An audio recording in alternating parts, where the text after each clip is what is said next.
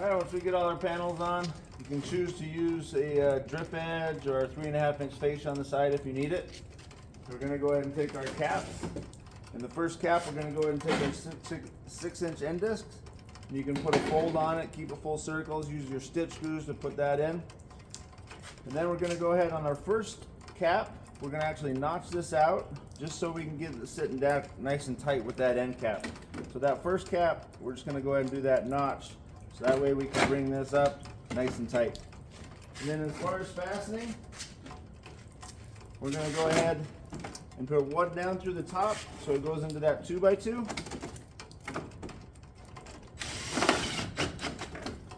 And then we're going to do 2 on the side here into the fascia.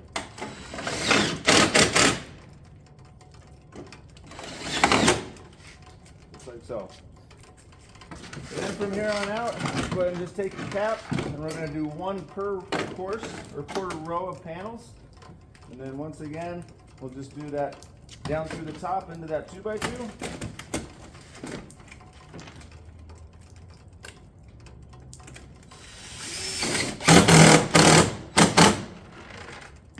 And then we'll do the 2 on the side.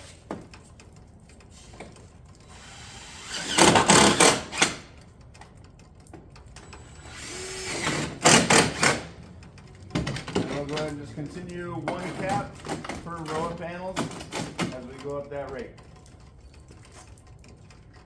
Alright, so when we come up to a rake to ridge intersection, we want to do the following steps. So we're just going to notch out where that cap's going to hit my barrel, and then we'll extend this past on the east side. So come in here just like so, fasten that as normal.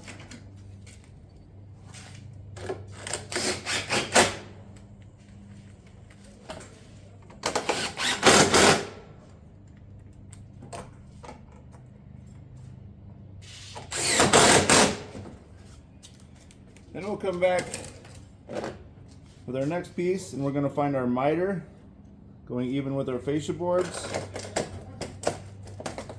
And we'll place that one just like so and fasten that one as normal.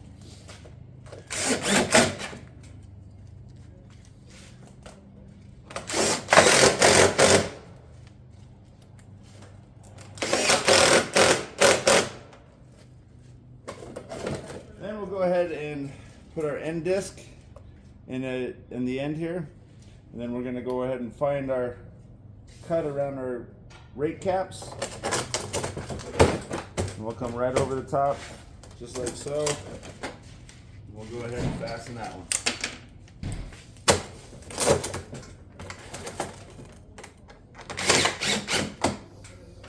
And then we can go ahead and continue along our ridge. 2 fasteners per cap.